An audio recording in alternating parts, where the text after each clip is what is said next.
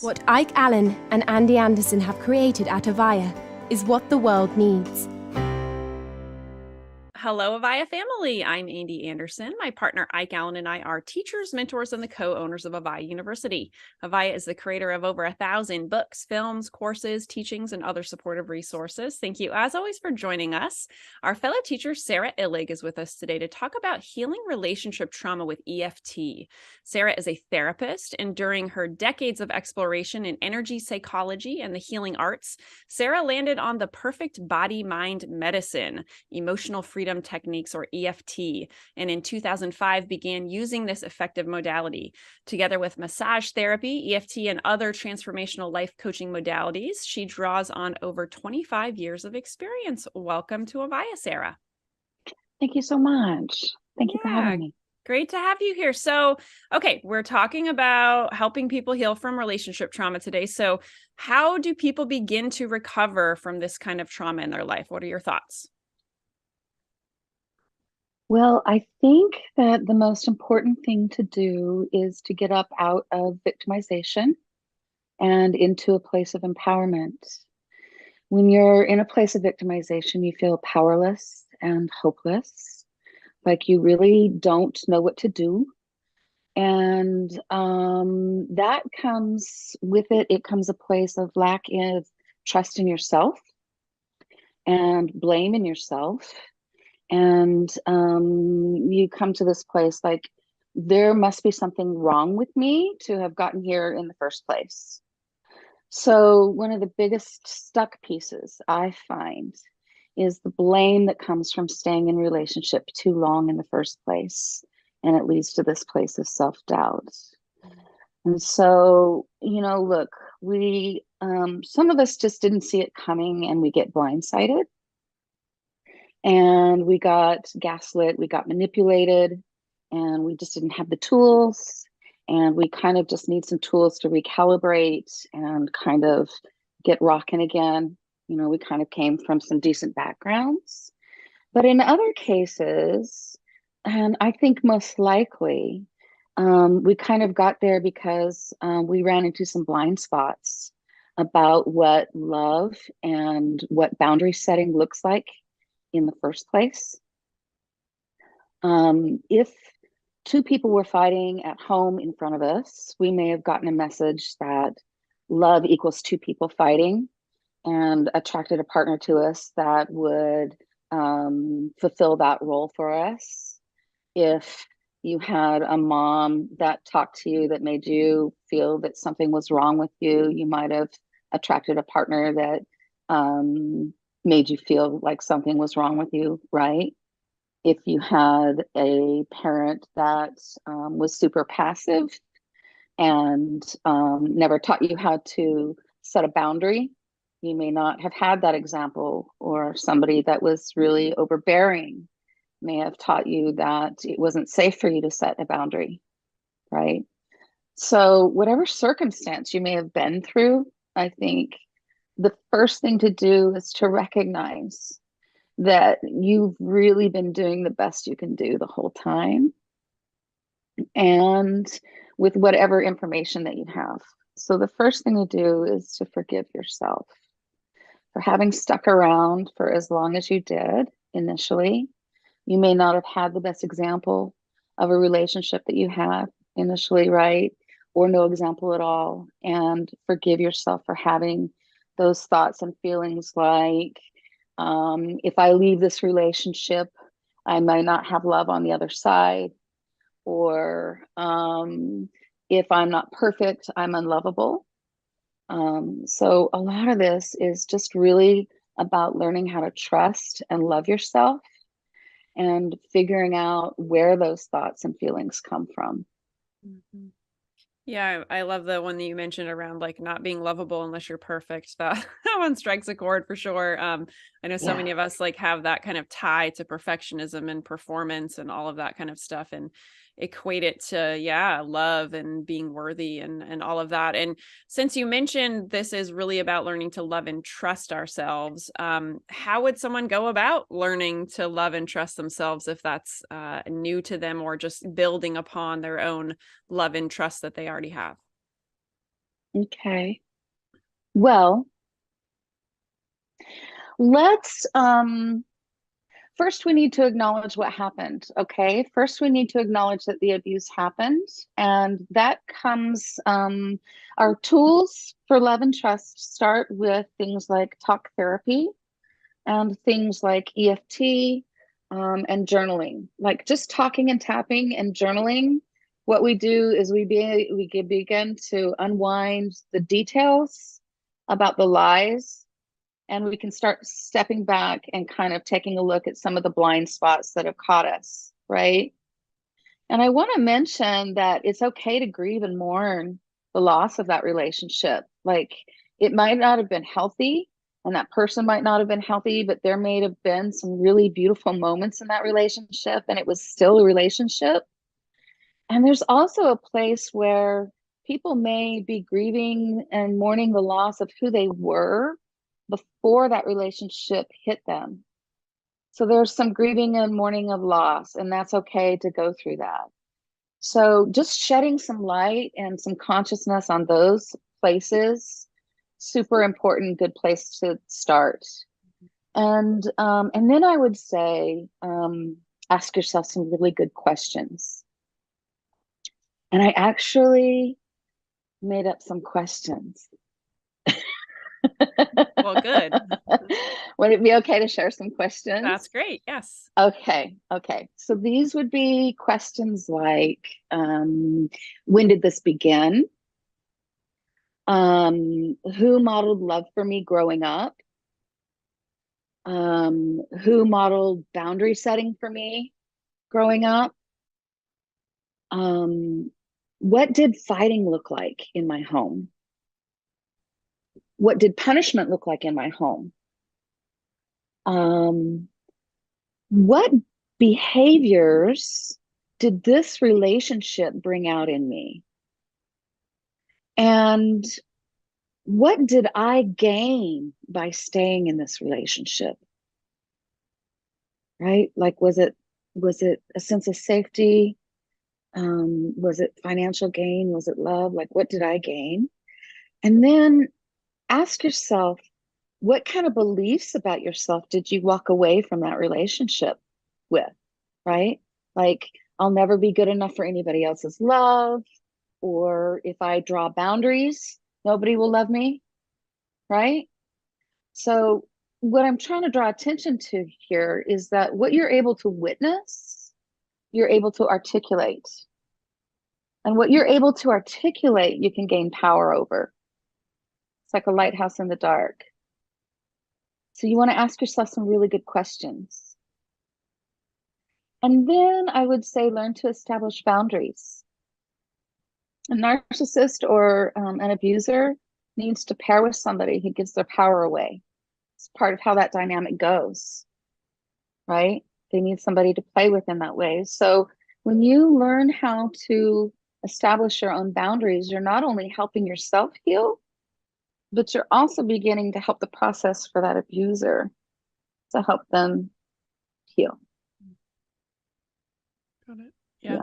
Thank you. Thank you for sharing those different tips. And I love the questions and how important that is to really be introspective and ask those kinds of questions and relate them back to childhood and modeling and all of those kinds of things that are really important.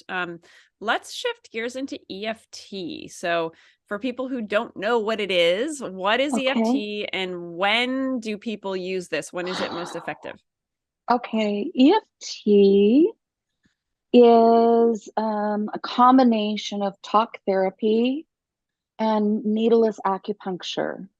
So instead of using needles, you would be using your finger to send signals down the same channels that an acupuncturist uses to rebalance your energy points. So it's used to rebalance and unwind fresh trauma, negative beliefs, physical sensations. It's a very flexible tool. For trauma, I would use it. I mean, gosh, if you can, in the moment, you can rebalance yourself while your nervous system is just running high. but there's really no hard and fast rule about that. You can use it days, hours, minutes, years after a trauma. The most important thing is that you can recall what it is that you're trying to get past in your mind. And it may also show up for you in your body, like in a physical sensation or a visceral sensation along with it. Um, so yeah, that's a really good indicator that it's good fodder for EFT if you can also feel it in your body. Got it. Yeah. I love how you described it. Combo of talk therapy and needleless acupuncture. I've never heard anyone say that quite that way. That's a great way of looking at it. And so what does it actually do in our bodies? So if someone has this, let's say, hyperarousal, or they're often in fight or flight because of relationship trauma, what does it do when you're actually hitting these points on your body? Like, what happens inside? So EFT, the rhythmic percussion soothes and communicates. It soothes and communicates with your hindbrain and your midbrain. Your hindbrain and your midbrain are ancient parts of your brain, and they deal with survival, and they deal with fight, flight, freeze, right? And they deal with emotion, but they're not wired for language. And a lot of trauma is pre-verbal. You just don't have a lot of words for it. You got a lot of reflex, and you got a lot of sensation in your body, but you don't have a lot of verbiage for it. And so these two parts of the brains are communicating, and that rhythmic percussion soothes and communicates with it. There's a lot of other um, um, chemical stuff and neurological stuff that's going on in there too, but we're simplifying things right now.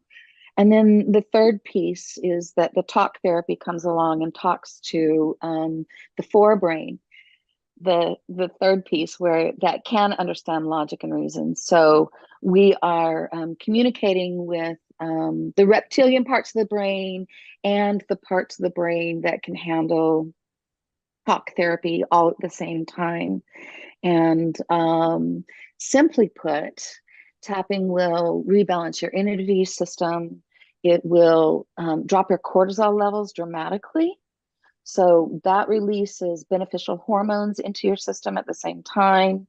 It drops your blood pressure, and all the symptoms of stress are reduced, and your brain comes back online. And lots of great long-term benefits of not being as stressed. Yes, absolutely. Got it. Awesome. Well, thank you for sharing a little bit about really like physiology and how that's operating in our brains and nervous systems. So how would someone actually do EFT? What does it look like? How do they do it? Where do they do it? When do they do it? All that good stuff. Okay, so you can do EFT anytime. You can pick something that is stuck in your head, like a traumatic event or a belief or a negative thought that's stuck on repeat. And you begin thinking about it or talking about it and tapping about it. And as you do that, you'll notice that the energy around that starts to discharge. And you'll notice that you begin to start, instead of feeling triggered or charged about it, you'll begin to start feeling calm and a little bit more present. You'll notice that a physical sensation that you have about it, you might have a knot in your stomach, or a tense feeling in your chest, or something like that. And you'll notice that those feelings start to dissipate and get released.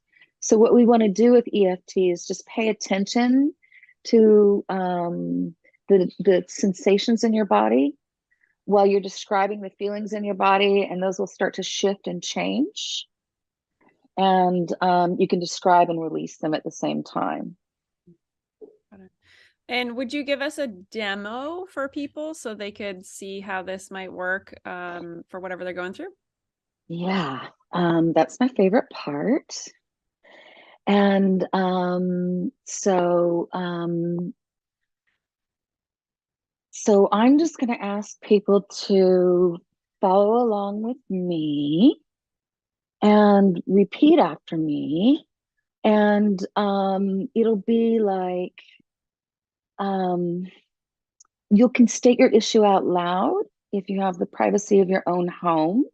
And if you don't have the privacy of your own home, you can think about it and you'll still get results. So what I would like to do today is just kind of work for a second on the angle of regret of having stayed a little bit too long in regret. And so what I'd like to do is just maybe close our eyes for a second and think about something that you regret from a toxic relationship or a traumatic relationship. Maybe it's something that, maybe it's that you stayed too long. Maybe it's something that you said. Maybe it's something that you did. Maybe you provoked something a little bit. Maybe you participated in just some way. Or maybe you lost yourself just a little bit. And so just connect with that regret inside just a little bit. And in yourself, on a scale of 1 to 10, just come up with the intensity level of how much that regret is up for you right now. 10 being, oh my gosh, it's so regretful, and 1 being, it's hardly there. And whenever you're ready, you can open your eyes. And we're just going to begin by rubbing a circle on our chest.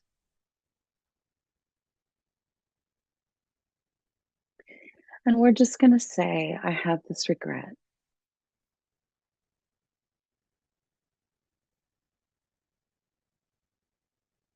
And just say this regret. And breathe.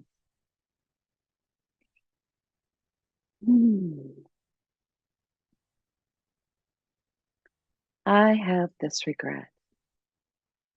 And think about your regret and just tune into it for a minute. And think about the things that led up to your regret. And let's just start tapping on top of the head for a minute.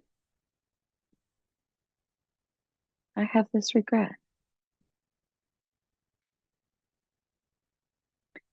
I have this regret about, and then say what your regret is about. I have this regret about.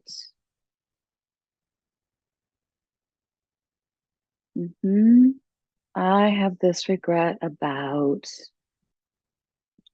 And then tap in front of your eyes and say, I'm open to loving and accepting myself, even with this regret. Good. Go to the side of the eye. Especially because I have this regret, I'm willing to love and accept myself. Good. Let's go under the eye. I'm open to loving and accepting myself, especially because I have this feeling in my, and name the body part that you feel this regret in. Can you feel it in your body somewhere? Tune into your body for a minute. Is it in your stomach? Is it in your chest? Is it in your throat? Is it somewhere in your body? Tune into your body and tap on your chin for a minute. I'm willing to love and accept myself, even with this regret in my, and let's tap on the chest for a minute. This regret.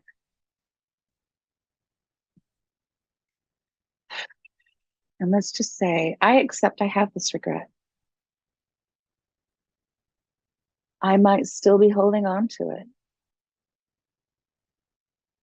I accept my part in it. I'm willing to let it go. Starting right now. Let's tap on the side seam of the body.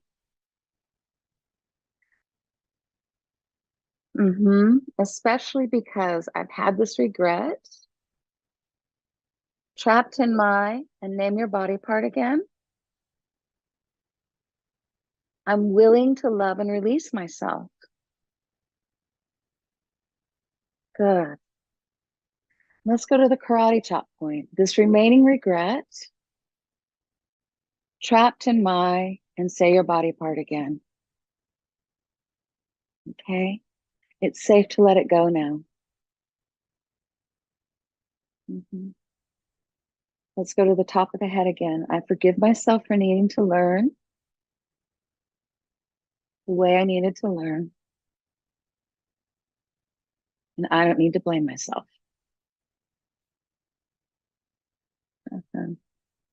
I'm stronger than I thought.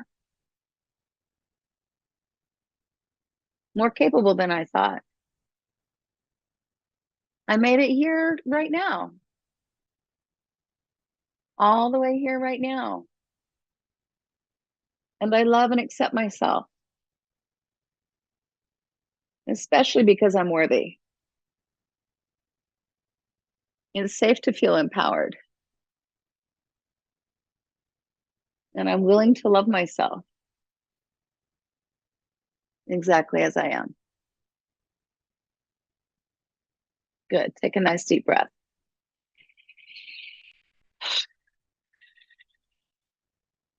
Okay. Let's just do a check-in and let's just let it rest there. Okay. So this is a place where we will just let it rest for a second and do a check-in with ourselves. We can unmute now. And did you feel a little bit of shift in your body there? Definitely. Yeah. Like lots of obviously just kind of tingling and warm sensation on the pressure points, but definitely the question you posed around regret was really powerful because I hadn't thought about that in a long time, right? Like something that I regret, and in doing that, yes, definitely feel lighter around that. Okay, good. So for those watching, if they felt a little shift, a notch or two in their number, they could even rewind the video for a minute or two and see if they could get a notch or two shift. I mean, you can just do a little notch or two at a time, and you can even shift it further. I mean, you can do this and it works. And so I'm so glad that you got a little bit of relief in your body, and that was so much fun. Yeah, well, thanks for offering that up for us. Would you like to share a little bit about how people can learn about you? And I know you have a free gift below with a button below for everyone to click on. Yeah, so I'm offering a free 30-minute sit down for people to come and hang out with me and experience my work and ask some questions. And I just welcome people aboard, and please come and ask me some questions about relationship and trauma. Well, thank you for that. And everyone watching, again, the button is below that you can click on to head over to Sara's site and get your free session. Any last insight you'd like to leave people with? Anything else you want to share before we wrap up?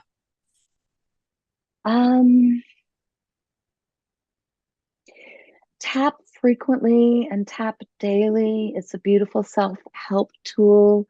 It's something that you can learn and do on your own, and something that you can do a deep dive with a therapist for sure, but it's something that you can take on your own and do for yourself. And so I just really recommend it as a self-help tool as well. Awesome. Well, thank you for sharing and introducing that to us. And again, I think you're what you posed at the beginning of it was really powerful for people who are coming to this event having had relationship trauma. And definitely, I'm sure a lot of people have that maybe experience of regret in some way, shape, or form. So thank you for walking us through that. You're welcome. Such a pleasure. Yeah, and thank you, AVAIYA students who are watching or listening, for showing up for yourself today on your own journey. We will see you all again very soon. Take care. Hey everyone, thank you so much for joining us for this last class with Sara Illig. She was with us today talking about healing relationship trauma with EFT. I really enjoyed this conversation. I love EFT. It is something I intermittently practice myself when I have bouts of anxiety or catastrophizing, those kinds of things related to relationships, which can be a struggle of mine. I really enjoyed talking about how we can learn to love and trust ourselves and some of the different kinds of tools we can use to do that if we are healing from relationship trauma. Those being obviously talking it out, whether that's with a therapist or a coach or a friend or loved one, tapping, of course, which is what we did a demo of here, journaling, and then asking yourself questions. I think obviously being introspective, trying to figure out where you got the modeling for your relationships, really starting to kind of dig into your past and your parents or caregivers or what have you relationships, and how that has influenced who you are in relationship with today or have been. And then of course we did the EFT demo, and I really enjoy EFT. I think she described it in a great way, this combo of talk therapy and needleless acupuncture. And I like that there's the combo. I don't know about you, but that was my experience of it. Anytime I do it, I like that you're talking to yourself. It's almost like you're giving yourself all these like positive affirmations. At the same time, you're doing a type of somatic therapy and a beautiful exploration within your body. So I thought this was really a beautiful, beautiful practice. I hope that you practiced it as well, and or you take it with you and practice it with you later. So I hope that you had a great experience, and we'll see you again soon. Take care. AVAIYA has changed my life. AVAIYA has made me the woman I am today. AVAIYA is my home. AVAIYA is personal freedom. AVAIYA is the reason my life continuously improves. Let everyone in your life know about AVAIYA. Everyone needs to know about this amazing company. Thank you, AVAIYA, for appearing in my inbox. What Ike Allen and Andy Anderson have created at AVAIYA is what the world needs.